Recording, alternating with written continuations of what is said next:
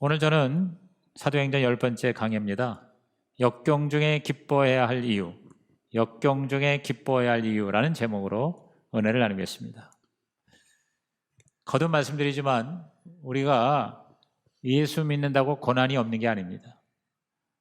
고난이 다 우리에게 다가옵니다. 오히려 더 고난받을 수가 있어요. 세상 사람이 받지 않은 고난, 예수님을 믿기 때문에 또 예수님 위해서 살기 때문에 당하는 고난 있을 수 있습니다. 근데 그 고난을 우리가 이긴다는 것이 우리가 다른 거예요. 고난을 우리가 극복하는 거예요. 그냥 단지 견디고 참는 그런 정도가 아니라 기뻐하고 즐거워할 수가 있다. 할렐루야. 그게 오늘 본문의 바로 초대교회 사도들의 성도들의 모습이었죠. 지금 사도들이요, 복음 전파하다가 다 붙잡혔어요. 얼마 전에 베드로와 요한 두 사도만 붙잡혔다가 또 하나님께서 역사하셔서 이제 자유롭게 노임을 받았는데 더 담대하게 하나님 말씀 전하니까 교회가 막 더 일어나니까 또 붙잡은 거예요. 이제는 아마 한 수십 명 감옥에다가 지금 잡아놓은 것 같아요. 그리고 죽이려고까지 했어요. 이런 박해 중에도 사도들은요, 뒤로 물러가지 아니하고 낙심하지 아니하고 오히려 기뻐하고 더 담대하게 복음을 전합니다. 그래서 오늘 마지막 구절이 42절인데 날마다 열심히 성전에 있든지 집에 있든지 예수는 그리스도라 전하기를 쉬지 않았다 그랬어요. 성전에 있든지 주일 예배죠. 집에 있든지 목장 예배죠. 우리가 그 초대교회 신약교회를 따라가자고 가정교회를 하는 것입니다. 핍박이 심할수록 더욱더 담대하게 적극적으로 끙끙 참아가는 정도가 아니라 기뻐하며 사역을 포기하지 않은 이 사도들의 이유가 무엇일까요? 저와 여러분이 역경 중에도 기뻐해야 할 이유가 무엇일까요? 두 가지 이유를 오늘 제가 함께 묵상하고자 합니다. 첫째, 역경 중에 하나님의 능력이 나타난다. 시작. 역경 중에 하나님의 능력이 나타난다. 그렇습니다. 하나님의 능력은요, 편안할 때 나타나는 게 아니고 역경 중에 핍박과 박해 중에 더 크게 일어나는 것이죠. 여러분 기독교 역사를 보면 다 뭐냐, 핍박의 역사, 박해의 역사, 순교의 역사입니다. 참 이상한 건 여러분 편안할수록 간증거리가 없어요. 그런데 시련과 역경과 고난당한 사람에게 간증이 풍성합니다. 여러분 우리가 풍성한 삶이라는 게 뭐예요? 예수님께서 요한복음 10장 10절에 내가 온 것은 양으로 생명을 얻되 또 풍성히 얻게 하려 함이라. 풍성한 삶이 물질적으로 풍성한 걸 말하는 걸 거예요. 그거 포함될 수 있어요. 그러나 진짜 풍성하다는 게 뭐예요? 간증이 풍성한 거라 이 말이에요. 하나님께 영광 돌리고 하나님이 나를 이렇게 하셨다, 이런 간증이 풍성한 저와 여러분이 되시기를 주의 이름으로 축원합니다. 하나님의 능력은 고난과 역경과 핍박 가운데 더 나타납니다. 역경이 클수록 하나님의 능력도 더 커집니다. 왜 그럴까요? 아니, 하나님을 의지하게 되니까. 방법이 없잖아요. 아까 우리 하세순 목자님이 기도 없이는 내가 살 수가 없었어요. 그렇습니다. 하나님을 의지하고 하나님께 기도하니까 하나님이 응답하시니 하나님의 초자연적인 역사가 나타난 것입니다. 12절에 보니 사도들의 손을 통하여 민간에 표적과 기사가 많이 일어나며 믿는 사람이 다 마음을 같이하여 솔로몬 행각에 모였다 그랬어요. 표적과 기사가 많이 일어났다. 그래서 한 문장으로 기록이 되어 있지만 얼마나 엄청난 일이 일어났을지 상상이 갑니다. 심지어 사도들의 그림자만 밟아도 기적이 일어날 것 같은 기대감이 많은 사람들에게 있었어요. 자, 15절에서 16절에 그것을 말하고 있습니다. 다 같이 읽습니다. 시작. 심지어 병든 사람을 메고 거리에 나가 침대와 요 위에 누이고 베드로가 지날 때에 혹 그의 그림자라도 누구에게 덮일까 바라고 예루살렘 부근에 수많은 사람들도 모여 병든 사람과 더러운 귀신에게 괴로움을 받는 사람을 데리고 와서 다 나음을 얻으니라. 한번 이 장면을 상상해 보세요. 그 당시에 병원이 있어요. 아니면 약이 있어요. 그러니까 병든 사람 얼마나 많겠어요. 근데 그런 사람들을 업고 메고 그 다음에 침대 들것에 거기다가 눕혀서 데리고 오는데 그냥 사도들에게 데리고만 오면 막 벽이 나니까 그냥 그림자라도 내가 밟으면 덮이면 날 것 같다 그래가지고 그냥 난리가 난 거겠죠. 그죠? 그래서 여기 모든 병든 사람, 모든 귀신 들린 사람 다 나음을 얻었다 그랬어요. 이건 마치 예수님께서 행하신 것을 그대로 다시 보는 듯한 예수님의 사역이 다시 나타나는 그러한 모습. 그 주님께서 제자들에게 약속하신 것이 그대로 다 실현이 됐잖아요. 하나님의 능력이 초자연적으로 역사하신 것은 이제 사도들이 다 붙잡히니까 그런 역사가 못 일어나잖아요. 그러니까 하나님께서 천사를 보내서 이 사도들을 감옥에 갇힌 이 제자들을 기가 막힌 방법으로 끄집어내십니다. 그게 18절에서 23절에 기록이 되어 있습니다. 우리 다 같이 읽어봅니다. 시작. 사도들을 잡아다가 옥에 가두었더니 주의 사자가 밤에 옥문을 열고 끌어내어 이르되 가서 성전에 서서 이 생명의 말씀을 다 백성에게 말하라 하매 그들이 들고 새벽에 성전에 들어가서 가르치더니 대제사장과 그와 함께 있는 사람들이 와서 공회와 이스라엘 족속의 원로들을 다 모으고 사람을 옥에 보내어 사도들을 잡아오라 하니 부하들이 가서 옥에서 사도들을 보지 못하고 돌아와 이르되 우리가 보니 옥은 든든하게 잠기고 지키는 사람들이 문에 서 있으되 문을 열고 본즉 그 안에는 한 사람도 없더이다 하니 네, 잡혔는데 주의 사자가 뭡니까? 천사죠. 19절에 천사가 와서 그야말로 순간이동을 시킨 거예요. 그러니까 나중에 이제 다 권력자들이 모여가지고 이제 재판에서 이제 죽이려고 하는데 가서 데려오라 그랬더니 간수들이 가가지고 문은 그대로 잠겨 있는데 아무도 없어요. 그야말로 귀신이 곡할 노릇이지. 귀신이 곡을 할 만해요. 지금 귀신하고 천사하고 싸우는 영적인 전쟁에서 결국 하나님의 승리의 역사가 일어난 거죠. 그래가지고 그 사도들 어디 갔냐고 찾아봤더니 글쎄 성전에 가서 새벽기도 인도하고 있어요. 그러니까 새벽기도가 그때부터도 계속 있었다는 걸 여기서 우리가 알 수가 있습니다. 여러분, 천사는 반드시 존재합니다. 성경에 천사의 존재에 대해 활동에 대해서 여러 군데서 기록을 하고 있어요. 또 지난 2000년 기독교 역사 가운데 천사의 활동을 경험한 사람들 부지기수입니다. 최근에도 그러한 경험들이 많이 있어요. 그 천사들의 활동을 모아놓은 그 사례집을 보니까 미시간주의 어느 시골 마을에 부모가 없이 애들끼리 지금 집안에 있는데 갑자기 초인종 소리가 몇 번 울려 나가 보니까 천사들이 앞에 서 있는 거예요. 근데 갑자기 애들이 나오자마자 집의 지하실에서 폭발사고가 일어난 거예요. 가스가 차가지고 거기서 불이 난 거죠. 그래서 아이들이 결국 화를 면했어요. 천사가 지켜준 거죠. 또 오리온주에서 14살 난 딸이 엄마와 같이 고속도로를 가는데 지금같이 이렇게 빙판길을 가는데 갑자기 미끄러져가지고 빠른 속도로 지금 이 벽에 부딪혀서 그야말로 대참사가 일어날 상황인데 갑자기 우리 이 딸에게 천사가 이야기하는 거예요. 기도하라고. 예수님 구해달라고요. Jesus save us, Jesus save us. 그러는데 갑자기 여러분 진짜 천사가 엄마가 잡던 그 자동차 핸들을 붙잡고 그 차가 부닥치기 직전에 초자연적인 기적으로 결국은 화를 면하게 되었다. 이런 얘기 얼마나 많은지 몰라요. 제가 굉장히 존경하는 제 평생에 가장 존경하는 장로님이 이기화 장로님이십니다. 제가 대학부 회장 때 부장 장로이셨습니다. 저는 여의도교회 2000명이 넘는 장로 중에서 가장 제가 존경하는 분입니다. 정말 이런 분이 진짜 장로님이시다. 사업에 부도가 나가지고 그 와우 아파트 무너진 데 있죠? 그 시민 아파트로 거기에 그분이 가서 사신 적이 있어요. 그런데도 전혀 내색하지 않고 그런 역경 가운데에서도 끝까지 교회를 섬기고 우리 대학생들을 얼마나 사랑하고 후원해 주셨는지 몰라요. 근데 그분이 한 달에 한 번씩 설교를 하세요. 목사님이 설교하는데 한 달에 한 번은 부장 장로님이 이제 설교를 하는데 저는요 그분이 설교한 것만 기억나. 다른 분은 무슨 설교했는지 기억도 안 나요. 얼마나 은혜가 되는지.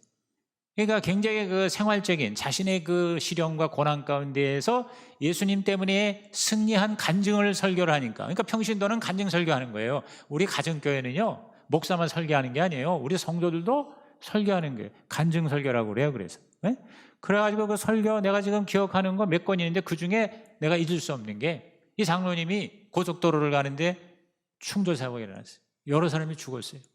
그런데 거기에 갑자기 그 충돌하는 바로 그 순간 천사가 이 장로님을 딱 이렇게 안아가지고, 뭐 그렇게 느꼈는지 실제 천사를 보셨는지 모르지만 당신 말씀이 천사가 나를 안아다가 이 버스의 통로에 딱 이렇게 받쳐서 그 충돌 상황에서 자기를 털끝 하나 다치지 않게 했다. 할렐루야.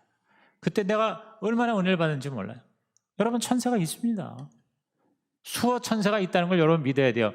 하나님의 성령으로 역사한다는 거는요, 천사는 부리는 영입니다.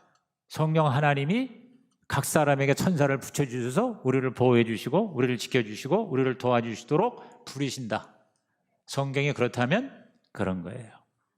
저는 우리 아이들 키우면서 아이를 지켜주는 수호 천사가 있다는 걸 여러 번 느꼈어요. 특히 이 지민이가 참 여러 가지 몇 번 크게 다칠 뻔했는데, 죽을 뻔했는데 저는 천사가 지켜줬다고 믿어요. 2살 반 때인가 미국에 데려갔는데 버거킹 있잖아요. 버거킹에서 이제 주문을 하고 있는데 얘가 그 이렇게 줄 서면은 옆에 이렇게 쇠파이프로 이렇게 다이가 있잖아요. 이렇게.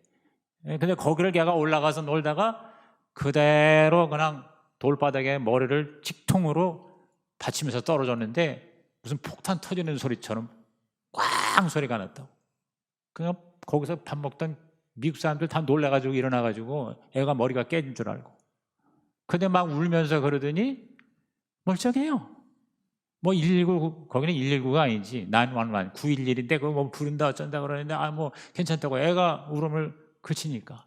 그게 이제 나중에 병원하고 약국으로 아는 데 가서 얘기하니까 멀쩡해 애가. 뭐 그런 일을 몇 번 당했어. 뭐 제일 결정적인 거는 3일 동안 얘가 유괴당했을 때 완벽하게 하나님께서 천사를 통해서 이 아이를 지켜주셔서 다시 부모 품으로 돌아온 기적의 사건. 여러분, 이렇게 하나님은 우리가 당하는 역경 가운데 역사하신다 이 말이에요. 하나님의 능력이 초자연적으로 나타난다 이 말이죠. 아멘입니까? 성경은 다 그런 기록 아닙니까? 창세기부터 계시록까지. 어제나 오늘이나 동일하신 하나님께서 오늘 저와 여러분을 지금도 지켜주시고 도와주시고 역경에서 하나님을 만나게 하실 줄로 믿는 것입니다. 그래서 저는 따라합시다. 역경은 간증이다. 역경은 간증이다. 제가 그저께 새벽에 1시 반에 잠이 깨서, 저는 잠 깨면은 뭐 억지로 자려고 그러지 않아. 억지로 자려고 그러면 더 잠이 안 와. 그럼 얼마나 억울해. 그러니까 그때 저는 딱 이제 책을 한 권 읽어. 읽는 게 아니라 듣는 거죠. 저는 그 책을 이렇게 요약해서 그 유튜브에 올리는 것 중에 이제 몇 권 제가 좋아하는 그 채널이 있어요. 근데 책 하나가 딱 나왔는데 제가 꼭 딱 밤에 잠을 못 잘 정도로 도전받고 감동받은 책이 있습니다. 책을 올려주세요. 이게 에디 제이쿠라고 하는 사람이 쓴 세상에서 가장 행복한 100세 노인. 세상에서 가장 행복한 100세 노인. 원 제목은 The Happiest Man on Earth. 세상에서 제일 행복한 사람. 여러분 반드시 사서 읽으시기 바랍니다. 여러분 이 책을 크리스마스 선물로 사서 읽으시고 또 자녀들에게나 다른 사람한테 여러분 보내주세요. 이 책이 아마존 베스트셀러로 37개국의 다른 나라 언어로 번역이 됐어요. 바로 엊그제요. 작년에 나온 책이에요. 이 사람이 100세에 쓴 책이에요. 1920년생인 이 저자 제이쿠는 독일 사람입니다. 3대까지 독일에서 살면서 독일에 대해서 긍지를 가졌던 사람이에요. 그런데 혈통이 유대인이에요. 그러니까 이 나치가 이 홀로코스트 아시죠? 유대인을 잡아다가 데스캠프, 우리 가스 죽음의 수용소에서 600만 명을 죽였습니다. 단 5, 6년 만에 600만 명. 그리고 유대인뿐만 아니라 다른 인종까지 다 청소한 것까지 합하면 1100만 명. 이야, 5, 6년 동안에 1100만 명을 여러분 감옥에다가 가둬놓고 수용소에다 가둬놓고 가스실에서 죽였어요. 1920년생입니다. 이분이 19살에 잡혔어요. 그래서 26살 자유로울 때까지 7년을 뭐 벨기에, 네덜란드 해서 나중에는 아우슈비츠까지, 폴란드가 아우슈비츠가 폴란드에 있잖아요. 여러 수용소에 끌려다니면서 너무너무 끔찍하고 비참한 그러한 역경, 시련, 고난, 고통을 당한 것을 3분의 1은 그걸 쓴 거예요. 근데 이 책의 목적은 자기 그 고통을 말하는 게 아니라 거기서 희망을 얘기하고 거기서 진짜 행복을 선택했다고 하는 그런 간증이에요. 그런 간증. 그래서 19살에 나치의 10명의 그 군인들에 의해서 초죽음이 돼가지고 짓밟힌 상태에서 이제 끌려다니는 거예요. 그런데 그 기차에 실려서 수용소에 가는 그 장면들을 묘사했는데 정말 저는 홀로코스트에 대해서 뭐 많이 들었지만 이렇게 세밀하게 묘사한 것을 보고 저는 너무 가슴도 아팠지만 제가 아주 결심을 한 거예요. 절대 원망 불평하지 말고 무조건 감사해야 되겠다. 살아있다는 게 감사하고 밥을 먹는다는 게 감사하고 자유로운 공기를 마신다는 게 감사. 정말 감사해요.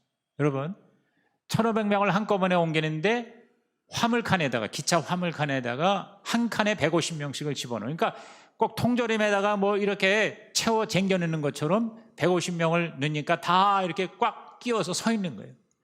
이런 서 있는 상태에서 나흘 동안 아니죠. 9일 동안 8박 9일 동안을 수용소로 이제 실려가는 거예요. 그런데 그 9일 동안 아무것도 못 먹고 물만 170리터짜리 물통 하나 딱 있어요. 그거 가지고 9일 동안 견디는 거예요. 그리고 또 한 개의 빈 물통은 거기다 대소변을 거기다 가리는 거예요. 그런데 앉을 수도 없고 그냥 이렇게 서 있는 상태에서 거기서 자고 거기서 서 있다가 이제 거기까지 가는 거예요. 그런데 이제 물을 이제 그러니까 밖은 영하지만은 안이가 그냥 그렇게 꽉 끼니까 얼마나 진짜 숨 막히고 냄새 나고 진짜 아주 미치는 거죠. 근데 가장 미치는 건 목이 마른 거예요. 근데 물은 단 170리터짜리 물통 하나 있어요. 그거 가지고 9일을 150명이 그거 마시는 거예요. 뭐 음식을 주는 것도 아니야. 그런데 이 제이크의 아버지가 아주 정말 지혜로운 분이에요. 그 아버지가 이 아들을 잘 교육시켰어요. 그래서 살아난 거예요, 사실은. 근데 그 아버지가 같이 거기 탔는데 그 스위스 장교칼 하나 가지고 종이컵 있는 걸 가지고 그걸로 이제 150개로 쪼개로 나눠줘 가지고 아침에 한 컵, 저녁에 한 컵, 이렇게 한 사람당 하루에 2컵의 물만 먹게끔 그렇게 규율을 만들었어요. 근데 다른 칸은요, 막 물 달라고 아우성하더니 둘째나 셋째나부터는 그 소리도 없는 거예요. 왜? 죽은 거예요. 절반이 다 죽은 거예요. 그 가는 동안에 다 거기서 뭐예요? 질식해 죽고 목말라 죽고 견디다 못해서. 근데 여기는 그렇게 통제를 하면서 아껴서 물을 마시니까 뭐 12명인가 18명만 죽었답니다. 150명 중에서. 예를 들어서 이제 그런 거예요. 그런 거부터 시작해서 수용소에서 그 기가 막힌 거 딱 도착하니까 너 해가지고 오른편 왼편. 오른편은 그냥 바로 가스실로 들어가서 죽는 거고 왼편은 좀 이제 체력적으로 수용소에서 강제 노동 시킬 만하니까 살려놓는 거예요. 그런데 부모는 가스실로 바로 들어가서 아버지 어머니는 결국 죽었고 이 아들이 이 에디 제이크가 그때부터 이제 그 수용소의 기가 막힌 삶을 견디는 거예요. 밤에 그냥 마루에 영하 20도인데 아무것도 이불도 없고 요도 없어 아무것도 없어요.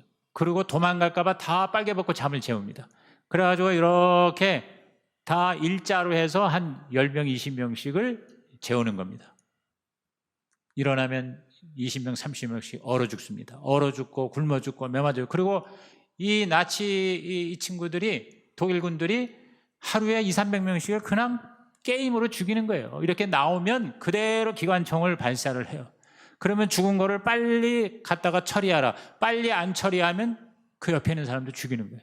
그러니까 그냥 다들 살기 위해서 시체를 갖다가 이제 끌고 가는데 끌고 갈 수가 없는 게 힘은 없지. 신발은 다 나무에다가 질긴 천으로 만든 신발인데 그러다가 넘어지는 사람은 또 총으로 쏴주게.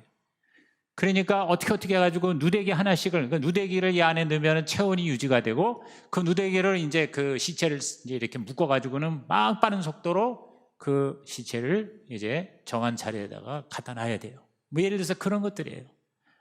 그러니까 너무너무 견딜 수가 없으니까 수많은 사람이 매일매일 그 전기 철조망 걸로 가가지고 일부러 가서 이제 극단적인 선택을 하는 거지. 근데 이 친구도 몇 번 그렇게 하려고 그랬는데 친한 친구가 그렇게 이게 붙잡고 죽지 않게 해서 살아났어요. 그리고 어떻게 해서 이제 매일 가스실로 이제 정해져서 이렇게 죽어가는데 자기도 3번이나 가스실로 들어가도록 그렇게 지시를 받았는데 그때마다 희한하게 하나님께서 이 사람을 살린 거예요. 그 독일군이 마음이 바뀌었다든가 아니면 누가 어떻게 얘기를 했다든가 그게 이제 자기는 천사가 자기를 그렇게 지켜줬다고 보는 거죠. 그래서 살아나는데 결국 이제 나중에 다른 수용소로 옮겨질 때에 필사적으로 탈출을 해서 미군을 만나가지고 그 자리에서 이제 기절을 해가지고 일주일 만에 깨어났다고 그래요. 근데 그때 살아났을 때 몸무게가 28kg였답니다. 28kg, 26살의 청년인데. 그런 내용들, 그래서 이 저자가 너무너무 끔찍한, 그리고 그런 육체적인 고통보다 그 인간으로서 당하는 모멸감 때문에 치를 떨면서 이것이 트라우마가 돼가지고 너무너무 가슴이 아파서 나중에 나와서 결혼하고 자식 낳고 손주까지 봤어도 자기 얘기를 전혀 하지 않았답니다. 자기가 그 죽음의 수용소 출신이라는 걸 전혀 몰랐대요. 근데 어느 날 하나님께 은혜를 받고 자기가 그걸 다 하나님 오픈하기로 한 거예요. 오픈하면서 자기가 이 세상에서 가장 행복한 사람이다. 100살까지 살았어요. 102세까지 살고 지난달에 세상 떠났어요. 지난 10월 말에. 그래서 이 사람이 이 책을 쓴 연도가 100세 때 쓴 거예요. 100세 때. 근데 그 책에 지금 얼마나 많은 사람이 감동과 도전과 그 다음에 어떤 그 인간성을 잃어버린 악에 대한 그런 분노와 정의에 대한 그러한 도전의식을 갖게 된 거죠. 제가 너무 많은 시간 이걸 얘기하는 이유가요. 우리가 지금 너무 웬만한 걸 가지고도 어쩌고 저쩌고 원망불평하면서 살 지금 처지가 아니라는 거예요. 얼마나 우리가 기가 막힌 상황에서 사는 거를 알고 깨닫고 감사하면서 하나님이 우리에게 주신 미션을, 사명을 감당하는 저와 여러분 되기를 주의 이름으로 축원합니다. 그래서 이 책에 제가 그 제목만 그냥 읽어드릴게요. 제목이 은혜가 되더라고. 그럼 이제 목차지, 제목이라기보다 오늘을 견디면 내일이 온다. 한 번에 한 걸음씩만 나아가리. 친절은 어디서나 만날 수 있다. 좋은 친구 한 명만 있어도 온 세상을 얻는 것이다. 인간성을 잃으면 모든 것을 잃는다. 살아있는 한 희망이 있다. 어둠 속에서도 기적은 일어난다. 사랑은 최고의 명예이다. 나의 행복은 내 손에 달려있다. 슬픔을 나누면 반이 되고 기쁨을 나누면 배가 된다. 내가 나누는 것은 고통이 아니라 희망이다. 저기다 다 이렇게 써주셨네. 우리 방송실장. 아이고 착해요.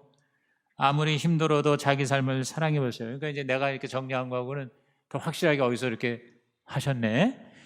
그러면서 이제 마지막에 지금 포기하면 안 돼. 하루만 더 버텨봐. 하루만. 이게 이제 전기 철조망에 뛰어들려고 하는데 친구가 이제 붙잡아준 거예요. 그러니까 여러분, 친구 한 명만 있어도 세상은 다 내 것이라는 거예요. 여러분이 목장에서요, 여러분이 세겹줄 기도해서요, 여러분의 영적인 친구 한 사람만 있어도 여러분 행복할 수가 있습니다. 그래서 행복은 선택이라는 거지. 이런 책인데 여러분 이 책 한번 꼭 사서 읽어보시고요. 또 책 읽는 게 힘든 분은 제가 이따가 오후에 이거 영상으로 책 요약한 거 50분짜리 그거 유튜브 영상 올려드릴게요. 그거 한번 여러분 들어보시고, 정말 이렇게 비참한 이 인간의 악을 해결하기 위해서 우리 예수님 이 땅에 오셨다는 거 다시 한번 하나님께 감사 영광 돌리시기를 주의 이름으로 부탁을 드립니다.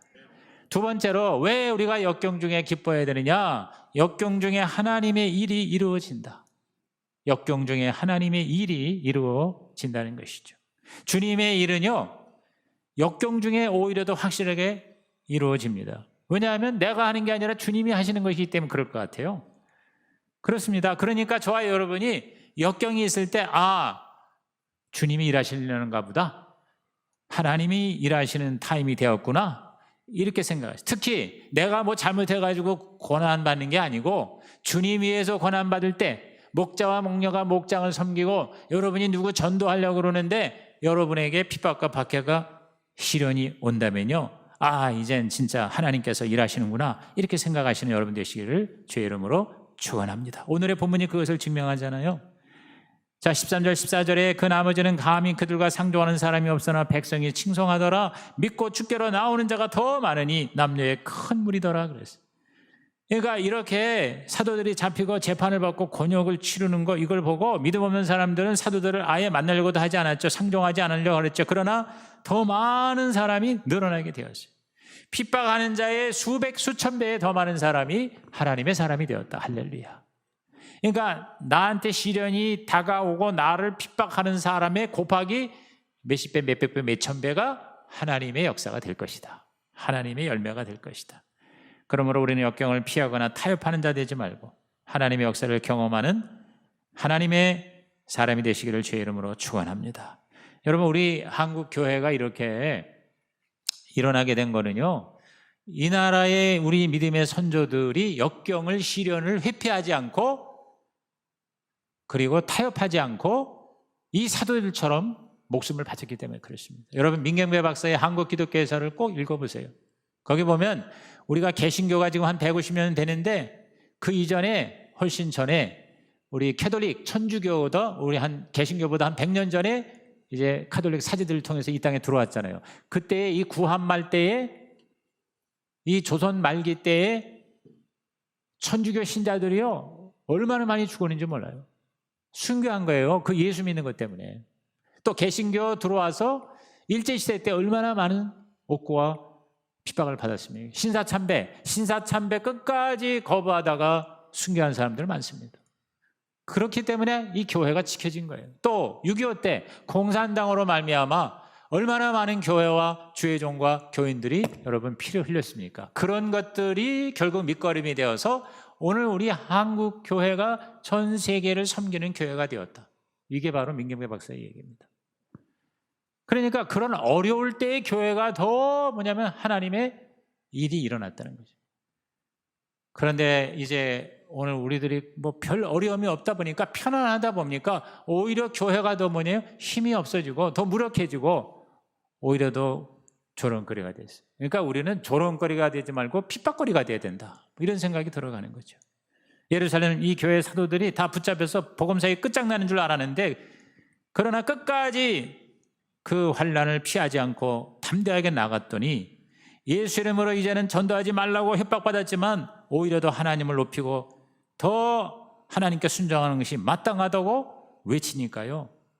더 엄청난 성령의 역사가 일어났어요. 자, 29절부터 32절까지가 거기에 대한 요약의 묘사입니다. 다 같이 시작. 베드로와 사도들이 대답하여 이르되 사람보다 하나님께 순종하는 것이 마땅하니라. 너희가 나무에 달아 죽인 예수를 우리 조상의 하나님이 살리시고 이스라엘에게 회개함과 죄사함을 주시려고 그를 오른손으로 높이사 임금과 구주로 삼으셨느니라. 우리는 이 일의 증인이요 하나님이 자기에게 순종하는 사람들에게 주신 성령도 그러하니라 하더라. 핍박하고 잡아다가 매질하고 채찍질하고 협박을 하는데 좀 이렇게 수그러들 줄 알았는데 오히려 더 강하고 담대하게 너희들 말 듣는 것보다 하나님께 순종하는 게 더 마땅하다. 이렇게 소리를 지르면서 예수의 복음을 더 높이니까. 그러면서 그것이 바로 뭐냐? 우리도 증인이지만 성령도 그러하니라 그랬어요. 그러니까 이 사도들은요, 자기들 혼자서 이렇게 제정신으로 한 게 아니에요. 성령이 바로 이 사도들을 그렇게 힘있게, 그러니까 성령이 일하시는 거지. 그러니까 하나님의 일이 역경 가운데 나타나는 거예요. 우리는 전하지 않을 수 없다. 우리는 하나님을 거역할 수 없다. 타협할 수 없다. 그 말에 이 당국자들이 33절에 보니까 화가 나서 사도들을 없애려고 그랬어요. 처형시키는 거예요. 예수의 십자가 처형처럼 처형시키려고 그랬어요. 그런데 여러분, 하나님의 일은 어떻게 또 놀랍게 나타나는지 아십니까? 자, 천사를 통해서 역사하시는데 이제는 거기에 나가서 이 사도들을 지금 잡아다가 죽이려고 하는 게 사내들이라고 그랬잖아요. 사내들은 공회인데 그 공회원 중에 지금 다 모였어요. 지금 새벽에 다 소집이 됐어요. 지금 대제사장, 서기관, 바리새인, 사내들이 다 모였는데 그 모인 자리에서 가말리엘이라고 하는 의원이, 바리새인이 일어나서 손을 들고 얘기합니다. 여러분, 가말리엘은 그 당시에 가장 존경받는 율법 학자였습니다. 그러니까 그 사람의 말에 권위가 있었죠. 여러분이 그 사도 바울의 그 생애를 볼 때 그가 어렸을 때 예루살렘에 유학을 가는데 누구한테 공부를 했냐면 가말리엘의 문화생이었어요. 가말리엘 밑에서 공부를 해요. 그러니까 사도 바울이 아주 대단하게 율법적으로 공부를 잘한 사람이에요. 근데 그 가말리엘이 일어나서 이야기를 하는 거예요. 역사적인 사례를 들면서 바리새인과 대제사장들이 이 사도들 다 죽여야 된다 그럴 때 조심해야 된다. 그러지 말아라. 왜? 이전에 드다라고 하는 자가 혁명가가 일어나서 400명의 무리를 데리고 하나님의 뜻을 이룬다고 그렇게 반영을 하다가 결국 사라져버리고 주 6년경에 갈릴리 유다라는 자가 백성을 선동하다가 망한 적이 있는데 이게 다 뭐냐? 하나님이 아닌 사람의 뜻에 의해서 그렇게 된 것이다. 그러므로 이번 이 사도들의 이 활동도 정말 하나님이 시킨 거라면 우리 권력자가 아무리 없애려고 해도 안 될 것이다. 그렇게 하는 건 하나님을 대적하는 것이 되지 않겠느냐? 이들이 사람으로부터 난 것에 불과한 거라면 그냥 내버려 두어도 스스로 무너질 것이 아니겠냐? 굉장히 합리적인 얘기를 한 거죠. 제가 볼 때는 이 가말리엘이 진짜 그 구약적인 개념이지만 여호와 하나님을 제대로 경외하는 사람이었다고 봅니다. 그래서 그 바리새인 중에서는 니고데모 기억나시죠? 니고데모와 가말리엘 이 두 분은 아마 제가 볼 때 진짜 하나님이 인정하는 그러한 바리새인이었던 것 같아요. 이런 합리적인 설득의 당국자들이 결국은 그 말에 이제 할 말이 없는 거야. 이거 뭐냐? 아 그렇구나. 그래서 결국은 사도들을 죽이지 않고 매질을 하고 그냥 풀어줬어요. 근데 여러분 이것이 오히려 사도들에게는 마음대로 복음을 전하게 하는 동기와 용기가 된 것이죠. 이때부터 야 우리가 진짜 하나님을 믿고 역경을 두려워하지 않고 담대하게 기뻐하며 나아가면 적들조차 우리를 도와주는구나. 그래서 우리 잡아 죽이려고 소집된 회의의 그 공회원이 우리를 살린 거예요 지금. 할렐루야. 여러분 하나님이 저와 여러분 함께 하시면 천사가 도와주고 왼수도 도와줄 줄로 믿는 것입니다. 그래서 41절 42절에 자 이게 결론입니다. 다 같이 시작. 사도들이 그 이름을 위하여 능력받는 일에 합당한 자로 여기심을 기뻐하면서 공회 앞을 떠나니라. 그들이 날마다 성전에 있든지 집에 있든지 예수는 그리스도라고 가르치기와 전도하기를 그치지 아니하니라. 그러니까 우리 이 사도들은요 뭐 이렇게 고난당하는데 이걸 피한 것을 기뻐하는 게 아니라 그 능력 받는 일에 합당한 자로 여기심을 받은 것. 다시 말해서 예수님 때문에 고난당하는 게 특권이라고 여기며 그걸 기뻐하면서 하나님께 영광을 돌렸다.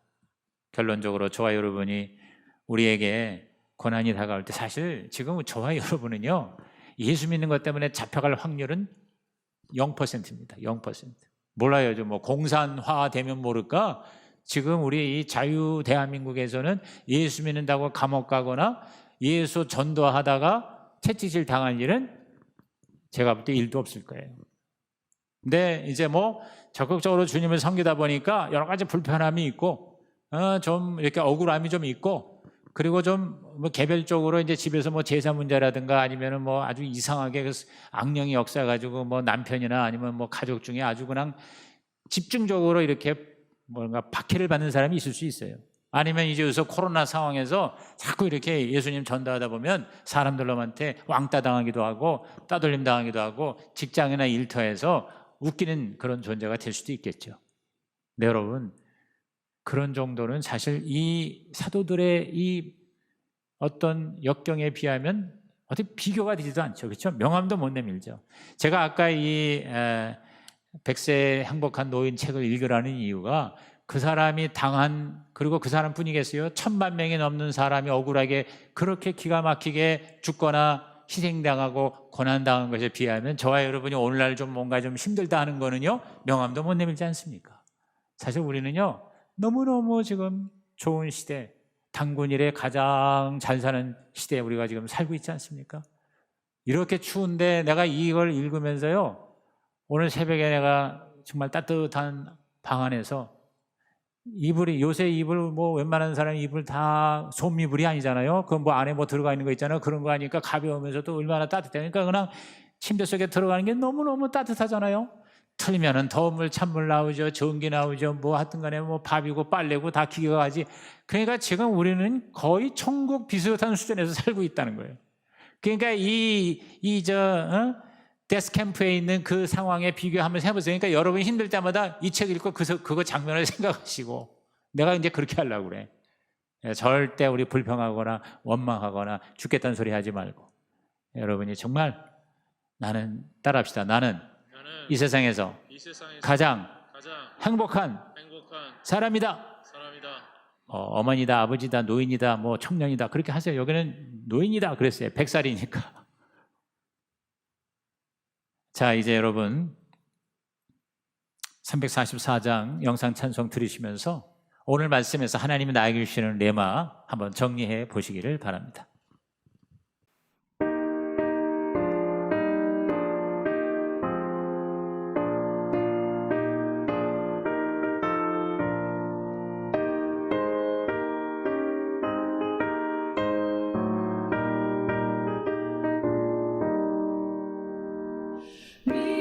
믿음으로 가리라 주님 가신 고난의 길 주님 말씀 붙잡고 승리하며 살아가리 주님 앞에 나아가 무릎 꿇어 간구하고 겸손하게 주님 섬겨 새 힘을 얻으리라.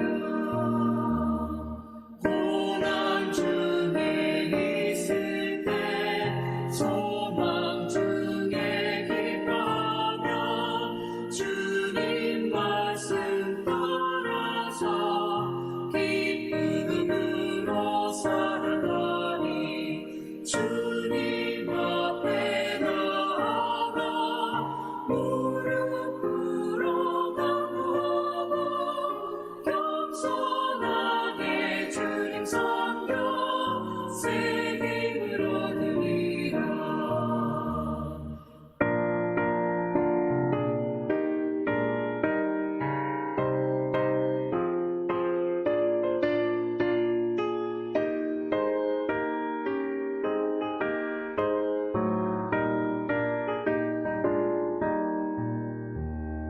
악한 세력에 와서 큰 고난이 닥쳐도 주님 말씀 붙잡고